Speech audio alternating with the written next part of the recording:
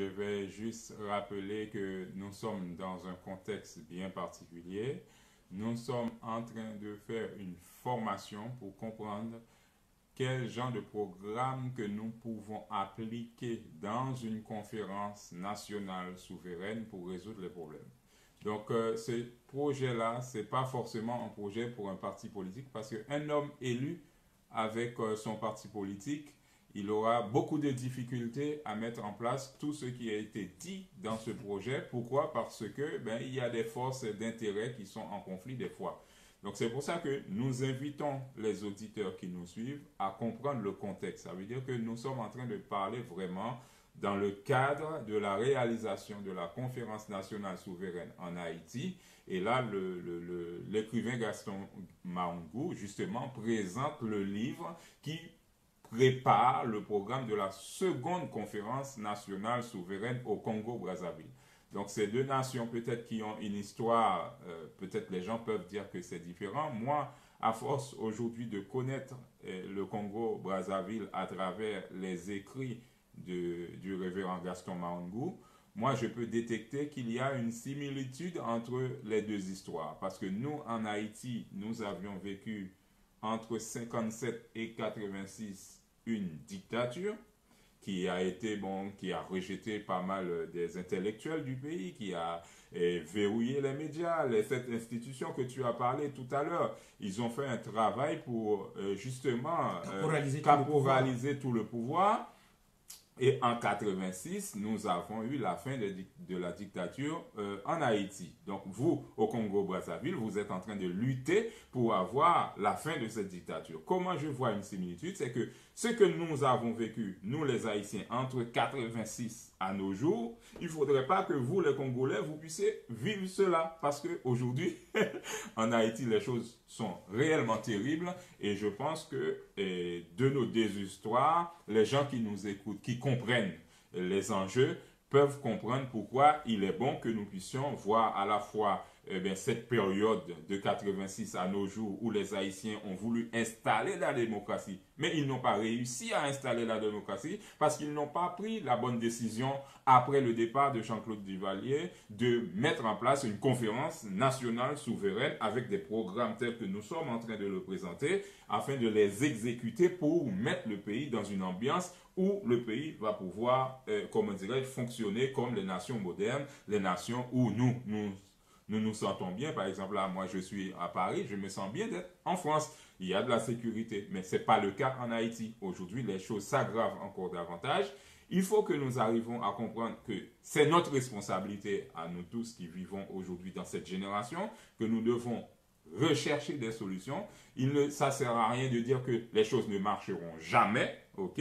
C'est bien de le dire, mais c'est facile aussi de le dire pour ne pas se sentir en quelque part concerné par le problème. Moi, en tant que jeune haïtien, et tous ceux qui commencent à faire partie du comité de soutien, j'espère que vous avez compris que ce programme que nous sommes en train de proposer, c'est un programme qui doit être réalisé dans le cadre d'une conférence nationale souveraine, c'est-à-dire on met toutes les forces vives de la nation ensemble et on décide d'appliquer ces choses-là pour que le pouvoir exécutif, pour que le pouvoir législatif, pour que les médias, pour que l'éducation, pour que l'armée, tout ça, ait une certaine indépendance et puisse marcher correctement. Bravo encore pour cet exposé que tu nous as fait. Je laisse donc le micro ouvert. Vous pouvez ouvrir vos micros et poser les questions en direct à Gaston Maungou dans cette conférence, dans cette séance de formation que nous faisons sur le troisième point du programme. Donc, je vous laisse la possibilité de parler. N'hésitez pas à ouvrir vos micros, vos vidéos et donc à prendre la parole. Donc, je vois qu'il y a Frère James du côté de Canada. Je vois qu'il y a Jean Piram du côté de Brooklyn. Je vois qu'il y a Michael du côté de Paris. Et je vois aussi qu'il y a notre ami Hugues qui est là aussi. Donc, Hugues, est-ce que tu veux prendre la parole en premier? Hugues, est-ce que tu nous suis? Oui, je suis là. D'accord. Donc, je te laisse la parole parce que il faut animer un petit peu. Est-ce que tu as pris le temps d'écouter l'homme de Dieu, et puis d'écouter l'écrivain Gaston Mangou. Est-ce que tu as quelque chose à dire? Pour l'instant, je n'ai pas grand-chose à dire. J'ai suivi très attentivement tout ce Mhm, qu'il a été, tout ce qu'il a dit. mhm, Et je trouve que ça va dans le sens de, en fait, de mhm, ce que je pensais également. mhm. Et franchement, le travail, je ne sais pas combien de temps ça lui a pris pour monter tout ça, mais franchement, bravo. C'est un excellent programme Mhm. et les analyses sont pertinentes. Et puis, ben, j'attends de vraiment, je suis vraiment intéressé de voir la chute. D'accord. C'est bien. Procédez. Très bien, très bien. Je ne sais pas, James, tu as la parole. Donc, il n'y a pas une question de Hugues. James, tu as la parole. Tu peux parler, tu peux prendre la parole. Hugues a fait une Une contribution. contribution. Voilà. Tout à fait. Mhm. Bonjour à vous, Mhm. shalom mes frères. Alors, ouais. Non, de mon côté, j'ai pas de questions vu qu'au départ, quand vous avez débuté, j'ai pas pu suivre les premières formations. Donc, je Mhm. commence à suivre les formations et au fur et à mesure, je verrai si j'aurai des questions. Mais pour l'instant, je n'ai pas vraiment de questions. Donc, je vous suis, D'accord. je suis là, mais pas de questions de mon côté non plus. Ok. Ok, très bien, frère James. Et Jean, tu as la parole, tu peux parler.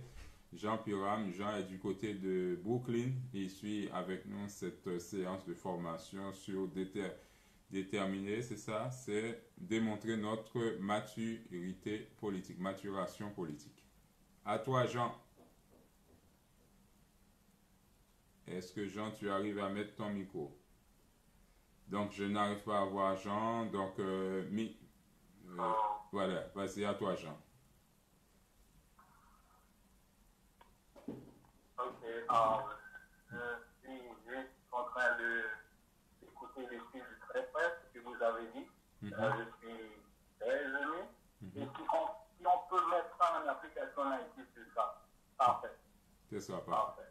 Super, super. J'attends là, Mhm. bien. Comment dire, bien. Ok. J'ai rien d'autre à dire. D'accord, super, Jean. Et sois à l'aise, hein, moi. J'attends simplement qu'on mette ça en place. Ok, ça marche. Très bien, Jean. Et donc, Jean, bon courage. Et puis, on reste toujours dans cette séance. Donc, c'est la troisième. On va continuer jusqu'au 24e. Vous allez voir que à la fin des 24e points, normalement, vous serez aussi motivé que moi à ce qu'il y ait cette conférence nationale souveraine en Haïti.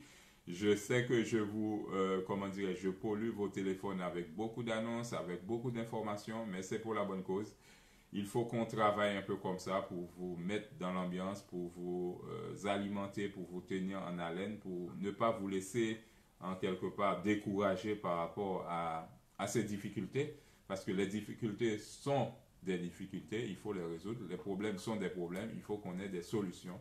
Donc, nous sommes très, très heureux de faire ta connaissance à travers les réseaux sociaux. Et aujourd'hui, on partage cet espace de formation ensemble.